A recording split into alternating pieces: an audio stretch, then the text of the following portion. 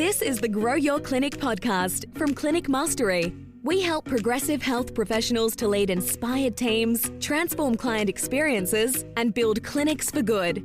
Now, it's time to grow your clinic.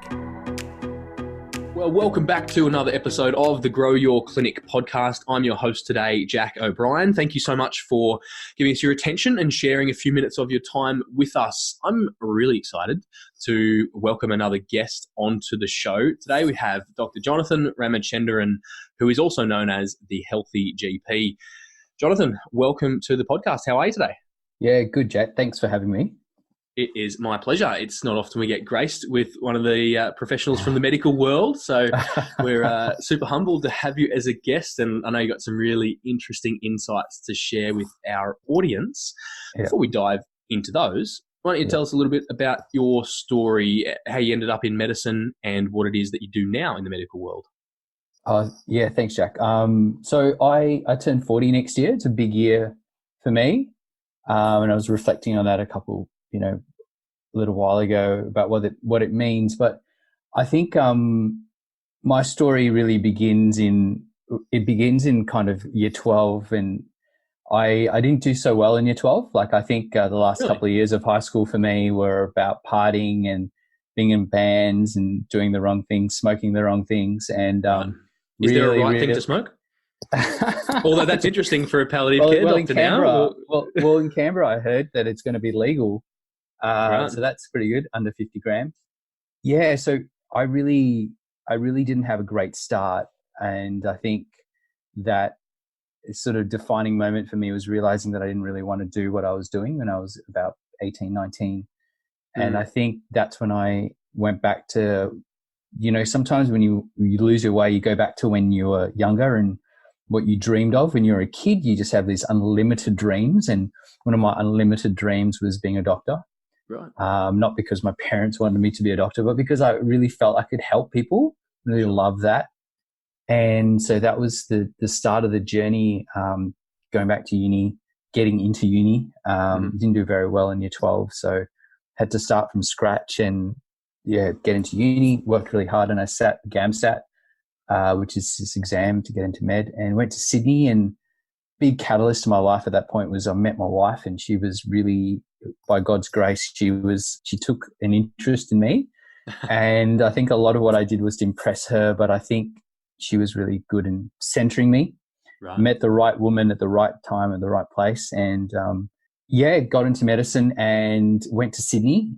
So I think that part talked a lot about if you don't work hard and you're not focused, it's just not possible to do anything. Right. But got into medicine, went to Sydney, and moved to the country to do my internship. Went to Tamworth, and really fell in love with being in the country and how much you could do for people and how impactful your service could be in regional and rural areas.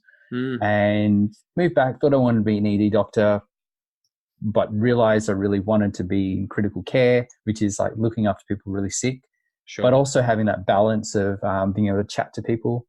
And so rural country GP was what appealed to me. So I did a year of anesthetics. So I had a procedural skill and moved to Albany. And where I've been here now for about 8 years. Yeah, so country GP, with an anesthetic. It's funny. I didn't realise that connection. I did one of my uni placements at Tamworth Hospital in the emergency department, and really found it hasn't translated to relocation, but love the rural, the atmosphere and vibe, and certainly in emergency care for a physio. And so you moved to practice as a GP, but no longer in a GP role?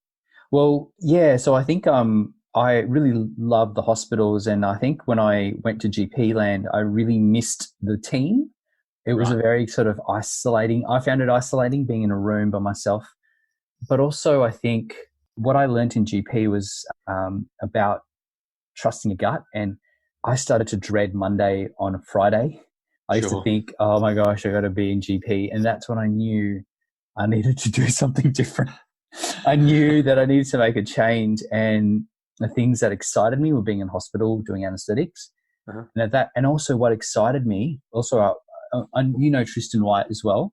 Yeah, the physio. And Tristan, I was, at that time, started to follow Tristan, and I really found that my aged care work was really rewarding. Mm-hmm. And in aged care, there's a lot of frailty, chronic disease, cancer, and a combination of that. And I loved going to the aged care facility more than I loved going to GP. Mm-hmm. And that for me was also around the introduction to palliative care and about allowing people to have dignity and comfort at the end of their life. Mm-hmm. And which really was my pivot into palliative care, and which is where I am now. I did more study. The study for doctors is just never ending. So I did that. And so I work half-time now with the palliative care service in Albany, and we service the region. Yeah. Amazing. And where does the Healthy GP brand fit in all of that? So I think the Healthy GP brand was around starting a blog and writing. So it came, I started my blog the 31st of December at 11 p.m. at night, 2015, I think, 14. And I had to come up with something, .com, and that was what I came up with. Yeah, it was available at the time. It was available, yeah. I think the Healthy GP translates to that health is not simply physical. Health is, psychological, it's social, and it's spiritual. Mm-hmm. And I think that what I write on the blog isn't about, not directly about health, 5 tips to, lose weight or anything like that, but more around what it's like to be a dad and a husband, a man, but also, thoughts on life. That's what I write on the Healthy GP. I love it. Tell us about your kids. What are their names? How old are they? So I have 3 boys, which I'm so blessed to have. I always wonder why I got boys, Right. But there's always a reason to everything, and the reason why I have 3 boys is because I'm to raise them as men for them to leave. Because what we're doing is we're injecting into the next generation, So these boys will be Samuel 10, Hunter 7, and Benjamin is 4. And I'm really excited this afternoon. I'm going to watch Samuel do basketball training. It's summer, so it's basketball season. I'm very happy about that. So, awesome. So it's great having boys, lots of energy in the house, but having boys means that I need to make my wife feel extra special. Sure. Yeah. It's amazing. I love the Healthy GP, and I love, from a distance, in a lot of ways, the guidance and the mentorship that you've provided me around being a health professional is so much more than just the care we provide, although that is a large part of our identity. But caring for yourself and your family and your community is really exciting to me. And I know that self-care for health professionals is a real passion of yours. So as someone who's seen such a wide scope of the health landscape and engaged with so many different medical and health professionals, what are some opportunities that you see for allied health professionals, specifically in and around self-care? It's really interesting that you talk about that.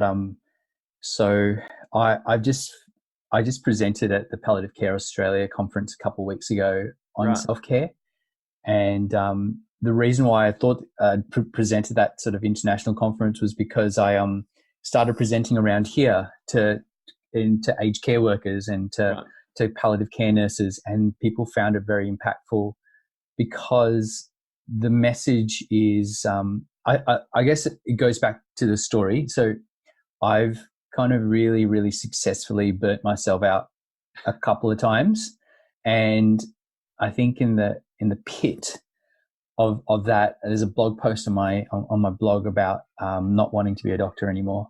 And I remember sitting on the bed with my wife and just thinking I just was burnt out. I just couldn't. I remember thinking I can't do this, and I remember the phone call to my parents to tell them, and I just remember that moment. But fortunately, in my life, I met a couple of mentors, and one of them was a psychiatrist who only treated doctors. And I remember calling him, the next phone call, and he said to me, look, come and see me tomorrow and don't do anything stupid. And I think it was an imbalance of my life of work as a country doctor. There was a lot of on-call, there was a lot of patient demands, and every time I came home, I would feel annoyed because there'd be people making noise, and I had, when people feel burnt out, the number one thing they feel is they feel tired. They go to sleep, they're tired. They wake up, they're tired. They go to work, they're tired. And it's from that moment, I really started to become very interested in energy and replenishing that energy because, in the Bible, really it talks about that the rhythms of grace and rest are so important. And I started to do this crazy thing, which was I used to take a day off. Right. And Saturday's my day. I call it beautiful Saturdays. And like Saturday, I just not do anything, like literally nothing. I, of course, wash the dishes and put out the clothes and all of those things. But I used to take a day off, no computer, no work, nothing. And that translated to just having a Sabbath, having a rest. What that meant is I needed to simplify my life to do that. Right. And the basis of self-care, of what I talk about, I think I've written on my blog too, is that self-care is about replenishing energy, and in our life we have physical energy, we have psychological energy, we have emotional energy, and we have spiritual energy. And spiritual doesn't mean, you need to believe in God and Jesus, spiritual just means that you believe that there's something greater and a purpose for your life. Right. And self-care is just this intentional process that you do every day that replenishes you. Okay. And so there's this crazy thought that there's no more mental health days, because if you are able to care for yourself daily intentionally, you can then care for other people. So I think that starts with us first. And it's something that I've been living and breathing. And now that I work in palliative care, the stuff that I have to deal with, young people. Just this summer, I was dealing with, 3 people, under the age of 40 who had cancer and dying.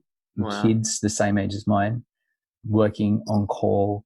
I worked over Christmas. Amazing. And you kind of walk out of that going, I'm okay. It's sad, definitely sad, but I'm okay, because, I've managed to date my wife. I've managed to have a day off. I've managed to do some exercise. And the big thing for me has been professional supervision. So I have another doctor who I go and see, a senior doctor, and I just kind of lay it out, what am I struggling with? What am I dealing with? And yeah, so that's kind of my self-care kind of taking what I try and teach people. Yeah. As I take notes through that, so you mentioned a daily routine, a weekly routine. Yeah. Family and external mentoring support. There's all these, it seems like, rhythms or systems in place to make sure that you don't slip through your own cracks. Is that right?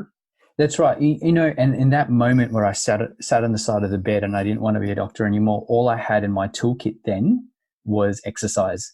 I only had that because every time I was in the gym, listening to music, either it being praise music or it being sort of gangster rap, whatever it was, I was there by myself. And I realized that was replenishing to me. And so all I had it might seem like I think about this a lot, and I do, but back then I only had exercise. And then my wife put into my phone, on Saturday, she gave me 12 to 4 o'clock off. She called it J time, which was leave dad alone and dad will go do his own thing, because being alone actually replenishes me, being alone to do my own thing. How did you figure that out, Jonathan? Because I agree that's the same for me, but I'm sure it's not the same for everyone. Maybe if you're an extrovert or you're energized by other people. Yeah. How did you come to that conclusion? I think if you're a busy entrepreneur, you run your own clinic, if you're working in the hospital system and you want to rest, but then when you're around other people, you're not feeling rest, but feeling stressed, and you go back and you feel depleted, that's a sign. I think there's such things in your life as people who are replenishing and people who leave you tired. And I think that draining, and that, like, it's not being nasty to people, but I think, and I try to surround myself with people who leave you inspired and energetic. And so I have a Christian mentor who I meet up with every month, and I always leave there going, wow, brings my thinking to another level. Sure. And I hang out with my wife. And then the other thing is myself. I love being by myself. Usually do that early in the morning when no kids are up. Amazing. So how do you carve out that time for yourself, for exercise, for your family, to get around mentors when I'm sure there's a never-ending list of patients, or the phone's always ringing on call, or there's another emergency? How do you prioritize or compartmentalize your life? Well, or is that even a myth? Well, look, there's no such thing as a work-life balance. I think that there's always going to be an imbalance. And there are times in your life where you're going to have tons of stuff happening at work, tons of stuff happening at home. What I think is simplification. It's minimalizing. It's, for every one thing you add, you need to take away a couple, and for everything that you're in. And so when I think people, I think a lot of your listeners, if they're, busy clinic owners, they know that they need to work in their business and on their business. Sure. That's a thing, both separate things and not the one thing. And I think that on top of that, your life may look very boring from the outside. You may not do a lot of things, but that it's that process of simplification which allows you to have freedom. Because if you only do a couple of things, and if you have young kids, you only can do a couple of things. Right. You told me before about your in-laws driving around. I can't do that at the moment. No. But there will be a time in life where Kylie and I envisage and I intention it that one day we're going to be sitting in the Singapore Business Lounge. She's going to be there doing stuff. I'm going to be there, and there'll be no kids running around. And that will happen because it's just a season in life. But I think it's simplification. That's awesome. Thank you. And what role do holidays play in self-care? Look, I think when I was a young doctor, a mentor said to me, look, you're going to earn a good amount of money in your life. One of the best things you can do with your family is to take one great holiday a year and to really enjoy your kids, really enjoy your wife and time and alone. And so that's what we've done. We try to carve that out every year, and we pre-plan, We just got back from Broome. Last year was Singapore. We're already planning next year what we're going to do.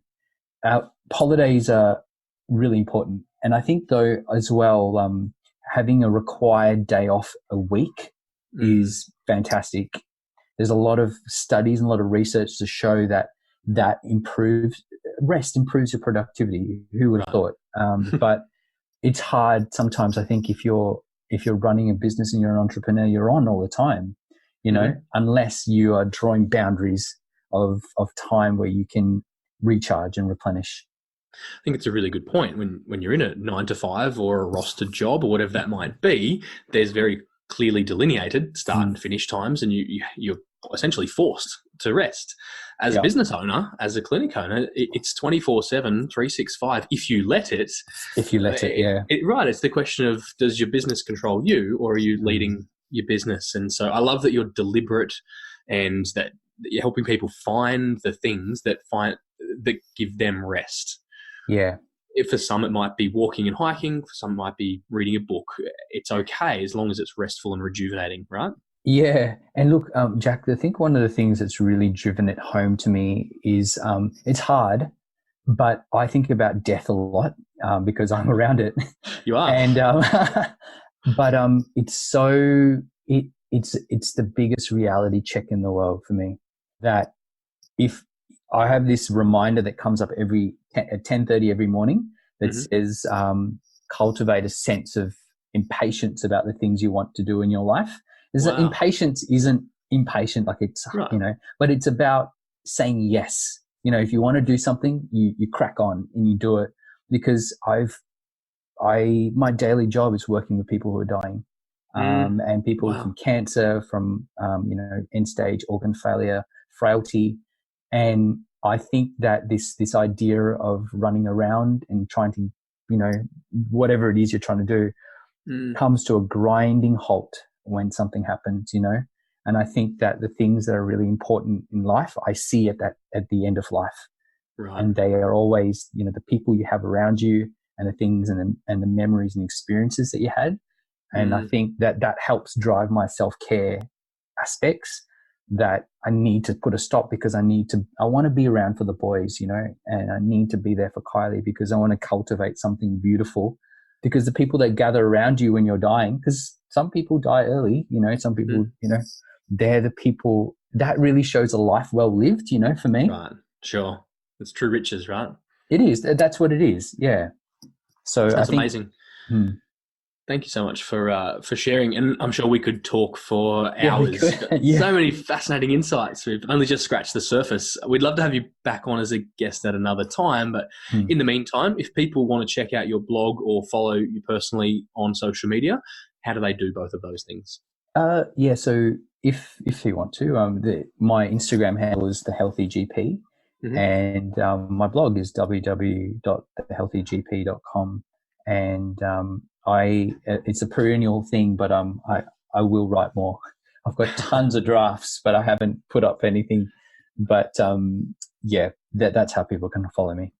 That's awesome. There's so many different facets which I think we can learn from, and I really appreciate your wisdom and insights and mentorship from afar. So thank you for joining us for this episode, and listeners, thank you for tuning in. If you'd like any of the show notes or links from today, you can head over to www.clinicmastery.com/podcast, and all the resources will be there. Dr. Jonathan Ramachenderan, thank you so much for joining us. Thank you, Jack. Thank you for having me. We look forward to bringing you another episode again really soon. Bye for now. Thanks for tuning in to the Grow Your Clinic podcast. To find out more about past episodes or how we can help you, head to www.clinicmastery.com/podcast, and please remember to rate and review us on your podcast player of choice. See you on the next episode.